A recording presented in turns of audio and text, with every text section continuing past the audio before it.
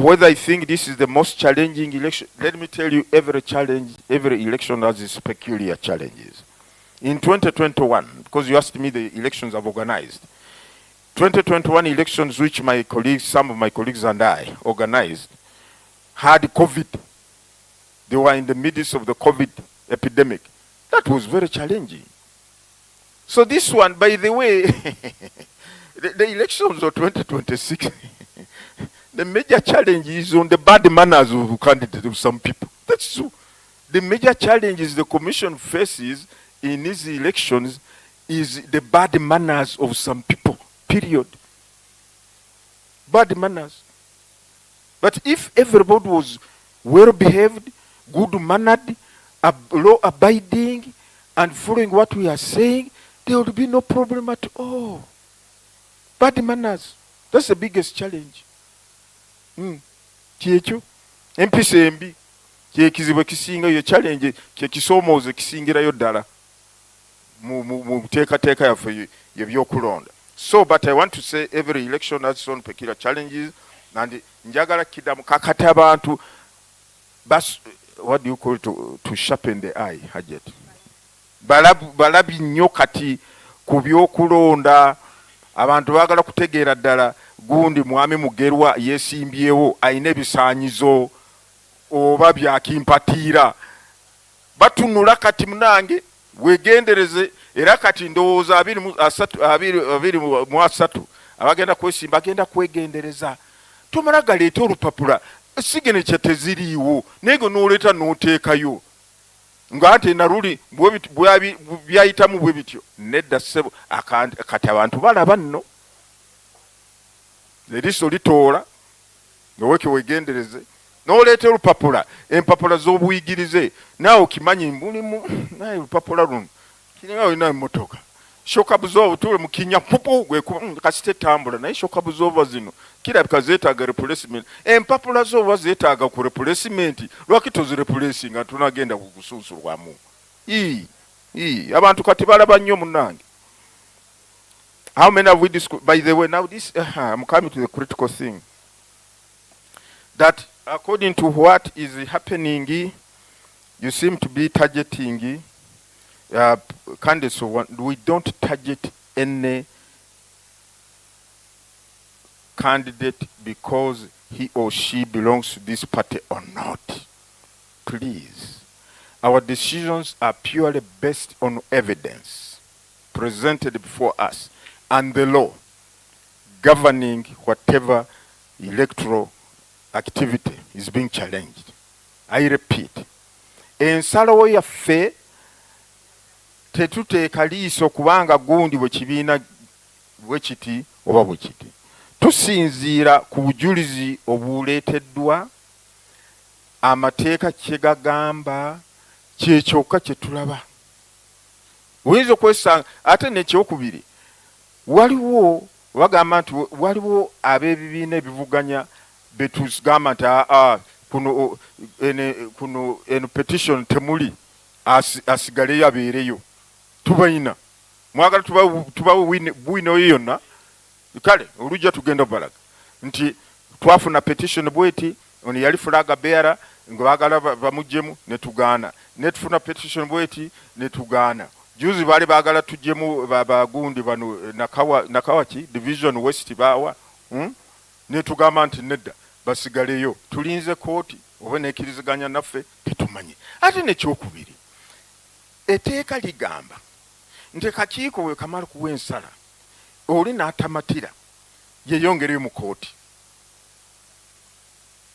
That's what the rule of law is all about. That's what fairness is all about. That's what justice is all about.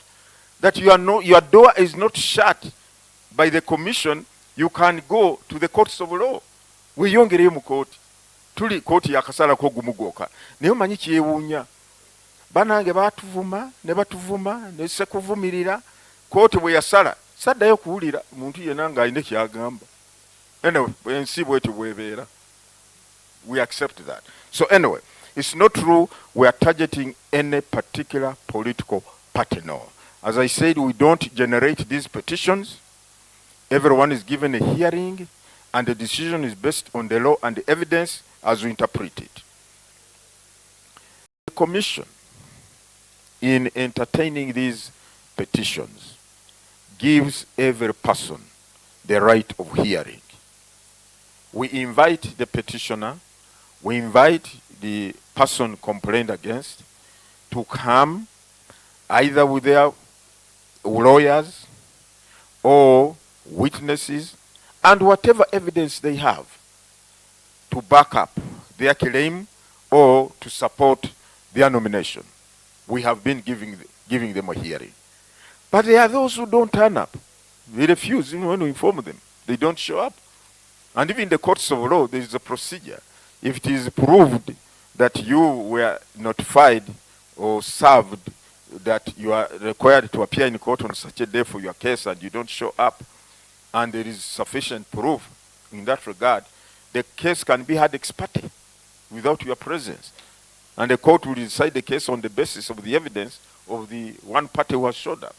So even in this particular case, in the majority of cases, the parties were turning up. Even those, the respondents or those complained about, were turning up. And we are according everybody, or we do accord everybody a hearing. And we receive whatever evidence they have.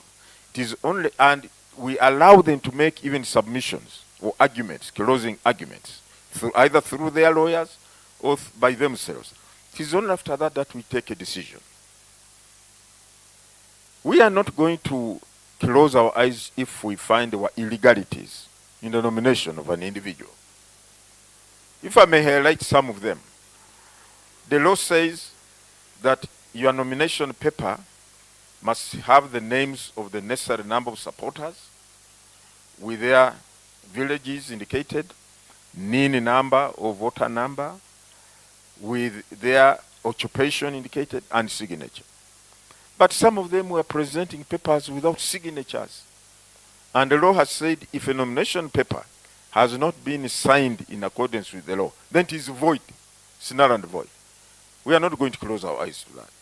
Some of them were putting supporters of persons who are confirmed to have died. They put their names there. The relative of the dead person comes and says, this person died. Some of them, academic qualifications. Anyway, I don't want to go to the details and the reasons, but the whole point I'm making is that there is raised vigilance on the part of the voters to understand, to ascertain, to question the eligibility of a nominated candidate, and as a result, people are following the law, complaining against these nominations. The commission has been giving the parties a hearing. It is only after that we make a decision. I think that addresses the issue of disqualifications. Yes, the law does not put a cap or a stop or a timeline on when we should hear these petitions. Because the Constitution says one of our functions is to hear electoral-related complaints before and during polling. Even on polling day, one can file a complaint about the process, and the commission is required to entertain that complaint and take a decision. It is only after the polling has closed, the results have been declared, and so on, that the powers of the commission cease. But if there are any complaints regarding what transpired during polling day, then that matter goes to the courts of law for them to decide. That's why you have election petitions filed challenging the outcome of an election. I think I've answered that one. Now on the go home or stay matter or aspect. First of all, the commission works in line with the law.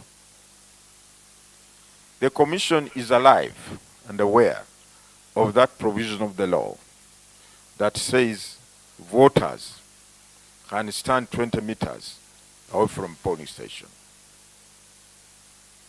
We have said, be that as it may, let us look at the practical realities. One, In 2020, we had some polling stations in 2021, sorry.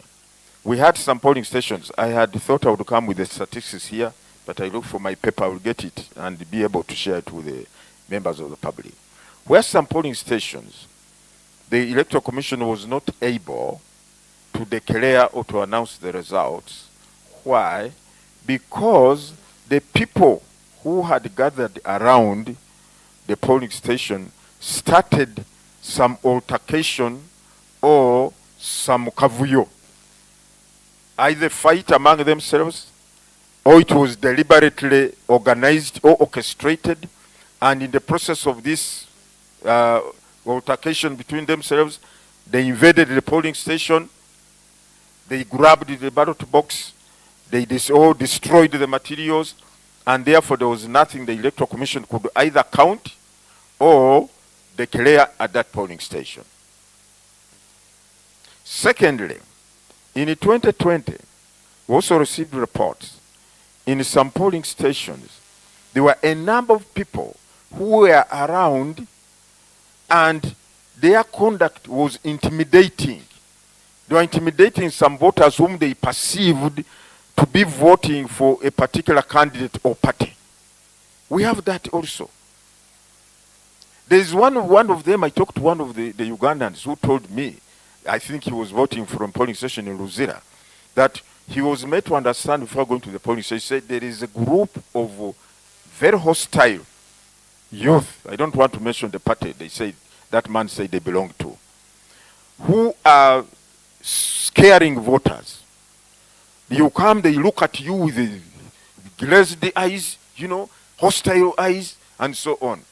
So this man said, for me, I will die with some of them. He got a hammer and put it in his jacket and then proceeded to the polling station. When they tried to intimidate them, he said, for me, you play with me. Before you finish me, I will have finished some of you. Now, we said, thirdly, we have also said, in some of these polling stations, especially in urban areas, the places are so squeezed. They are so small. That even the distances, if you look at the law prescribes the distance between the first table, the second table, and the third table. The law says the distance between the first table where the voters report and where the BVVK kit and the ballot papers are should be the next table where the polling takes place from where the basin is, should be 15 meters from that first table. Then from this second table where the basin is to the third table where the ballot box is, it should be 10 meters.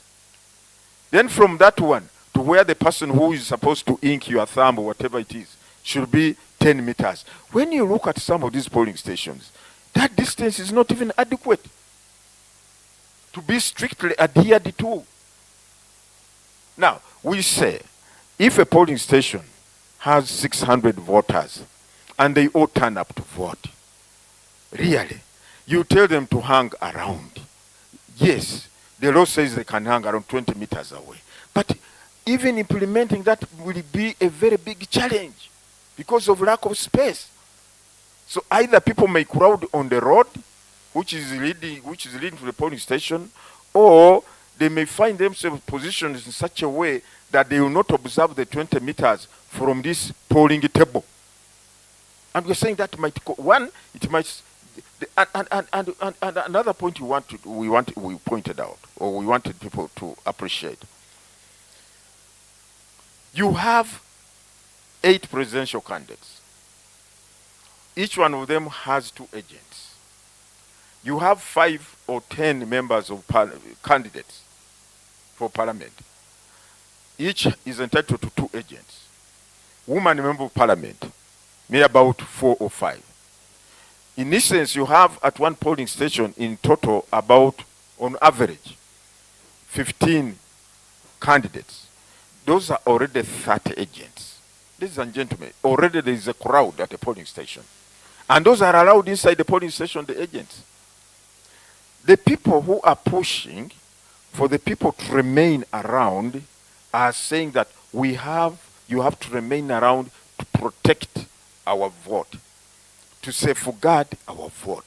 That is the reason they are pushing that keep around, so that you protect or safeguard your vote. But we are saying, if your concern is protection of the vote or safeguarding the vote, then there are already people who are authorized in law to do that. And these are the agents of the candidates.